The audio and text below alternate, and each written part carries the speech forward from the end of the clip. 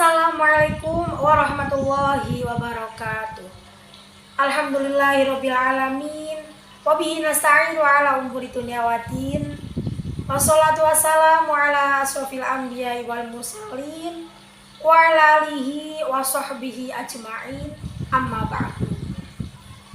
Baiklah, pada kesempatan kali ini saya akan berceramah mengenai tema tafsir surat Al-Asr yang di dalamnya itu mengandung arti membebaskan diri dari kerugian. Allah Subhanahu wa taala berfirman, A'udzu billahi minasyaitonir rajim. Bismillahirrahmanirrahim. Wal 'asri innal insana lafi khusrin illal ladzina amanu wa 'amilus solihati wa tawassaw bil haqqi wa tawassaw bis sabr. Yang artinya itu, demi masa sesungguhnya manusia itu benar-benar berada dalam kerugian, kecuali orang-orang yang beriman dan mengerjakan amal soleh dan saling menasehati supaya menaati kebenaran dan saling menasehati supaya menetapi kesabarannya. Quran Surat Al-Asr. Jadi surat Al-Asr ini itu merupakan sebuah surat dalam Al-Quran yang banyak dihafal oleh kaum muslimin. Namun sayangnya sangat sedikit di antara kaum muslimin yang dapat memahaminya. Padahal meskipun surat ini itu pendek, akan tetapi surat ini itu memiliki kandungan makna yang sangat dalam.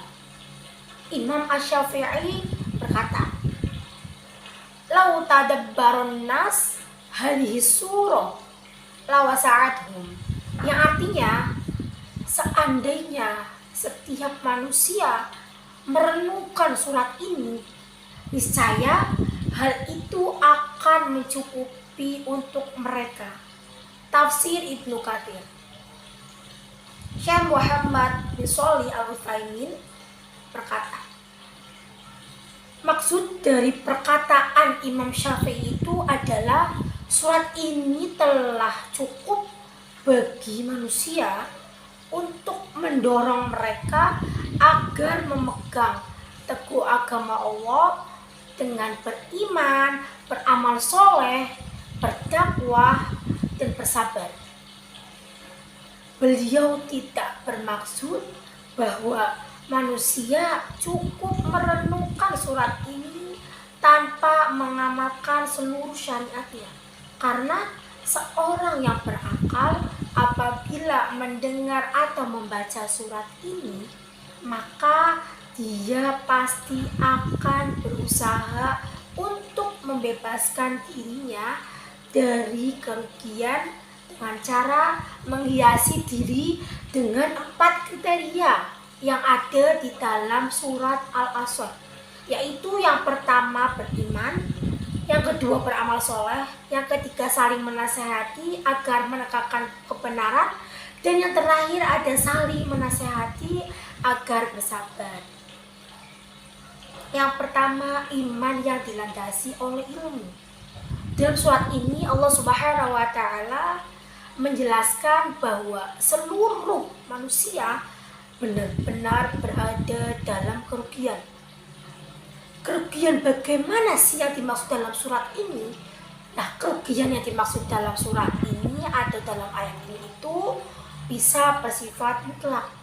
Yang artinya seorang itu rugi di dunia dan di akhirat, tidak mendapatkan kenikmatan dan berhak untuk dimasukkan ke dalam neraka. Nah, bisa jadi dia hanya mengalami kerugian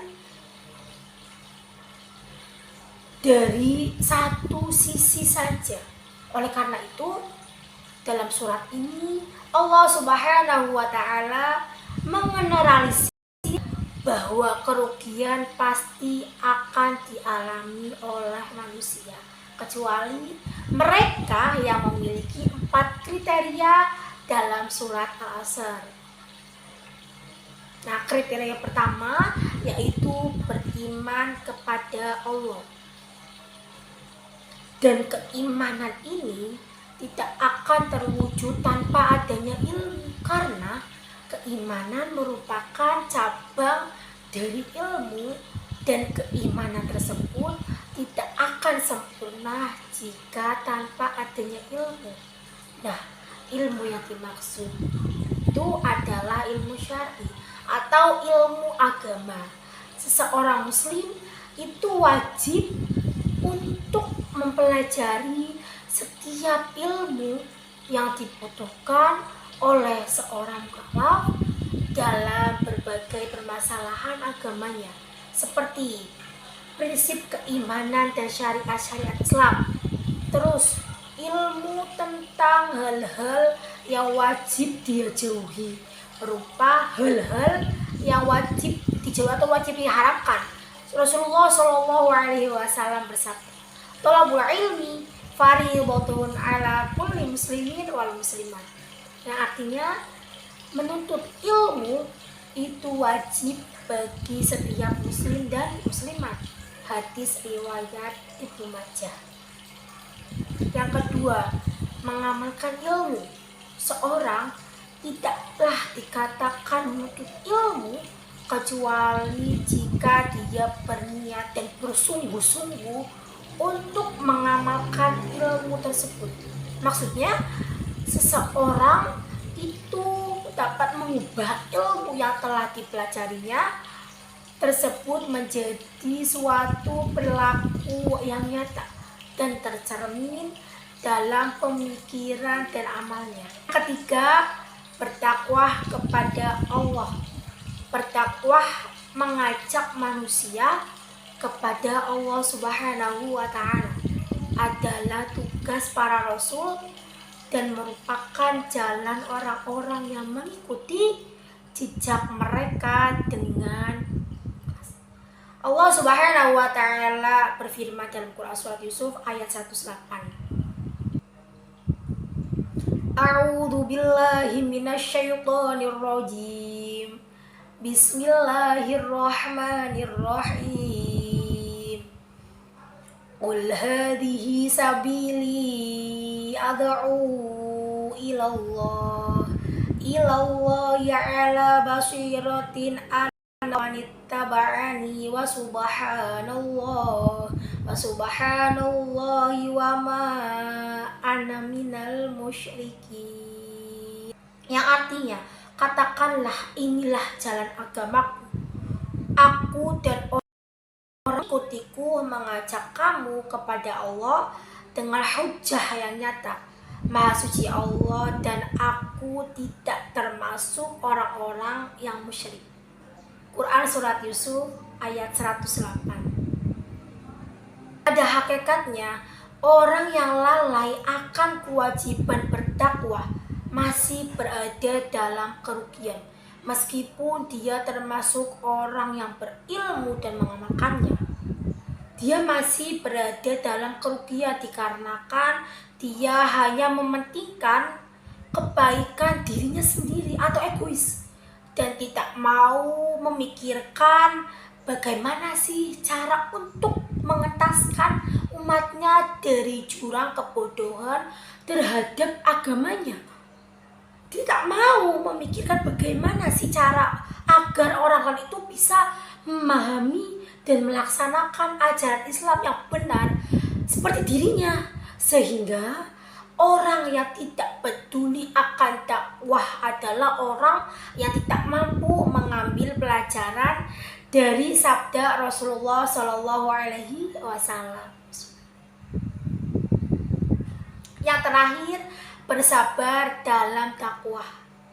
Nah, kriteria keempat adalah bersabar atas gangguan yang dihadapi ketika menyeru ke jalan Allah Subhanahu wa Ta'ala.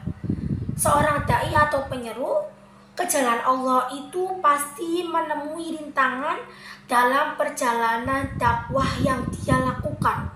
Hal inilah dikarenakan para dai itu menyeru manusia untuk mengekang dirinya dari hawa nafsu syahwatnya.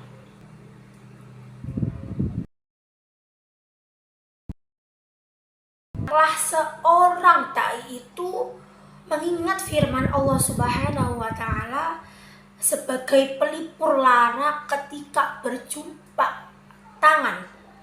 Allah Subhanahu wa taala berfirman yang artinya, dan sesungguhnya telah didustakan pula para rasul sebelum kamu, akan tetapi mereka sabar terhadap pendustaan dan penganiayaan yang dilakukan terhadap mereka sampai datang pertolongan kami terhadap mereka.